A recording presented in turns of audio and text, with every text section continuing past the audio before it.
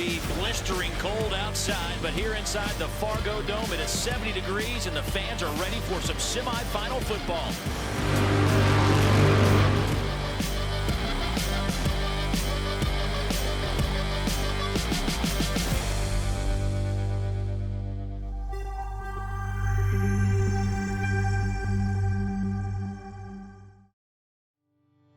The FARGODOME was first imagined in 1987 when Bob "Goose" Johnson and other leaders proposed to construct a multi-use facility on North Dakota State University land in North Fargo to host special events, concerts, trade shows, and NDSU athletics.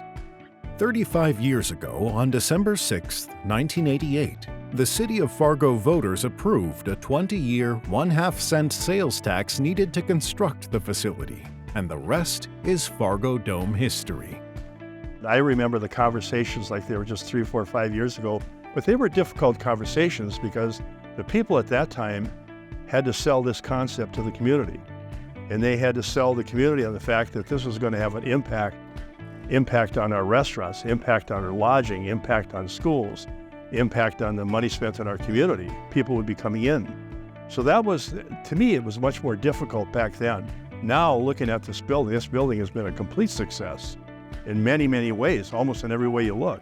Since opening its doors on December 2nd, 1992, FARGODOME has hosted over 3,000 events and nearly 15 million attendees. Besides its main tenant, NDSU football, the FARGODOME attracts events and performers from across the world to our region. We host a variety of other high school and youth football events, volleyball matches, wrestling matches, basketball matches, large concerts or concerts ranging from 4,000 people to 20,000 people, acts such as Red Hot Chili Peppers, Pink, Elton John, Rolling Stones. We also host a lot of annual family events, such as the Monster Jam or the PRCA Rodeo, El Zagel Shrine Circus, the Red River Valley Home and Garden Show, the Red River Valley Sportsman Show, Boat Show, which are annual events. I think the FARGODOME, it has a reputation all across college football.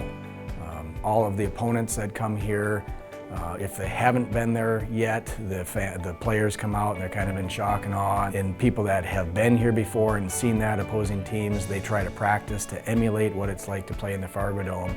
And there's other venues like that across the country, but the FARGODOME is certainly one of those premier places to go play and have a wild, energetic football home game. In addition to traditional events, FARGODOME was utilized to help fight the major flood in 2009. The flood from 2009, we had a meeting here at the FARGODOME Authority during the flood, and after the meeting was over, I went down into to go look at the bowl, and all you could see was all the heavy equipment, the people, and everybody filling sandbags, and it was kind of one of those moments where you look at it and say, it wasn't built for this, but it served a greater purpose.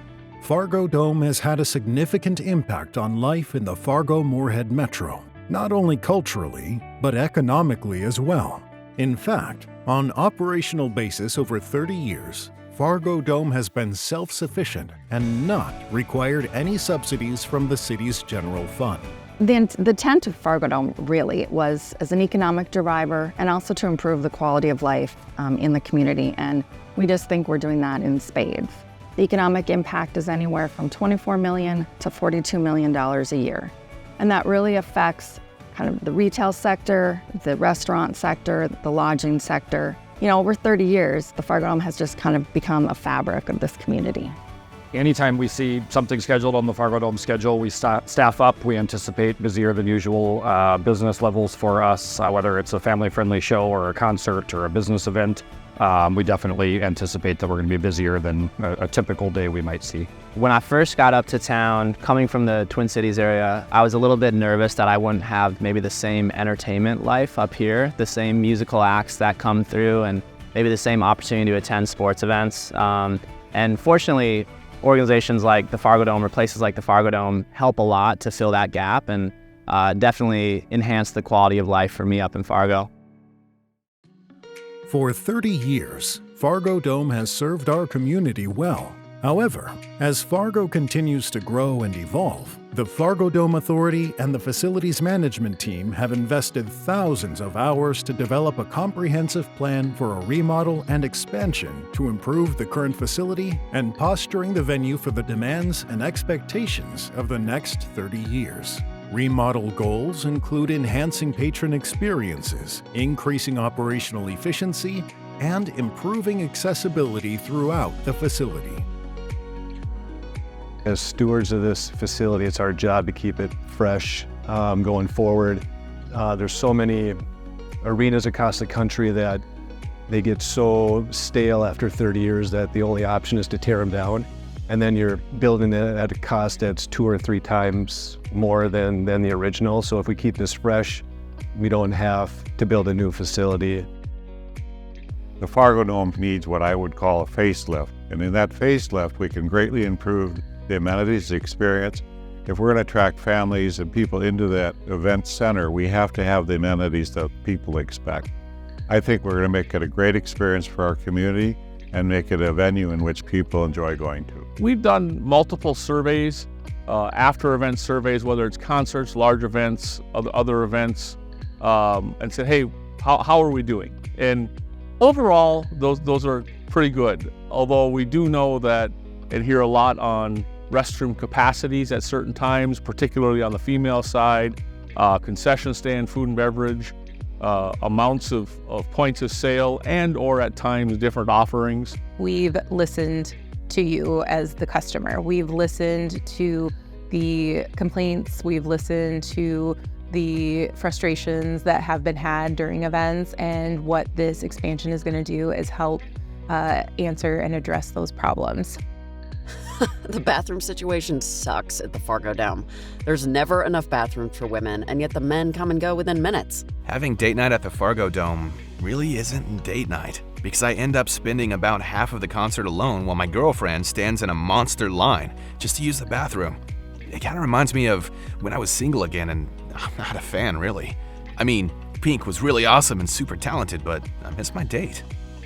Yeah, no, the alcohol selection at the FARGODOME could definitely be improved. Anything really. I mean, you could add a craft beer option. That'd be great. You could do a non-beer option. You know, all you can get right now is like what, Mike's and Truly. So the expansion will provide us the opportunity to bring in different food and beverage vendors, both locally and regionally, to provide a different menu and a different option for our patrons as they come to our events. Currently, we're tied into kind of the same footprint based on our storage and point of sale capabilities that we can't easily bring in a new vendor for a specific show. But whether it's a football game or a concert, you really don't want to stand in line and wait to get a beverage or a hot dog or whatever. And today, you do run into some of that. And with having more options to get concessions, it's only going to enhance the experience of consumers that go there, hopefully improve attendance and just make it a much better experience. When FARGODOME opened in 1992, the Americans with Disabilities Act was in its infancy. Since then, requirements for accessible seating have changed.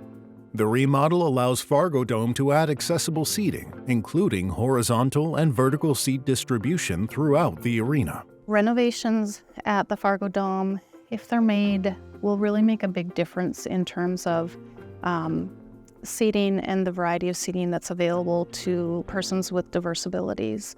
Oftentimes you find that individuals with disabilities are either needing to sit at the very front of a venue or at the very back of the venue, and there isn't a lot of in between. I had a sister who was in a wheelchair, and for me to be able to take her to an event at the FARGODOME was a lot of work. And I would like to see people from all walks of life be able to have the opportunities that I have and so many of my friends and neighbors have. And I think with this renovation, that can happen. We can make it more accessible for people and just increase their quality of life. The remodel includes additional meeting rooms, suites, elevators, and storage for events.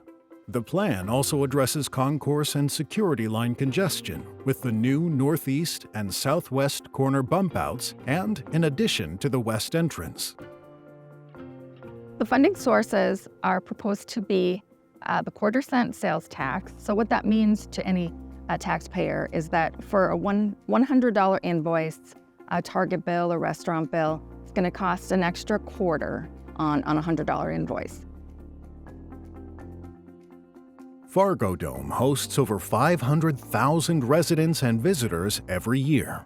This facility is our economic engine as well as our regional differentiator.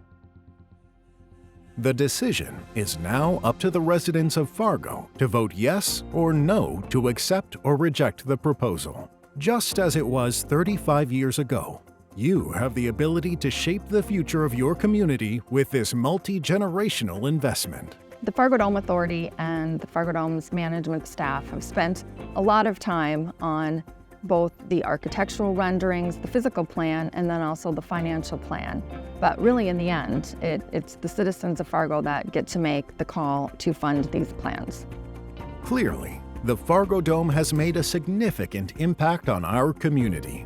Together, we look forward to a reimagined FARGODOME which will continue to execute its mission of providing a diversity of events and enhancing the quality of life and prosperity in our region.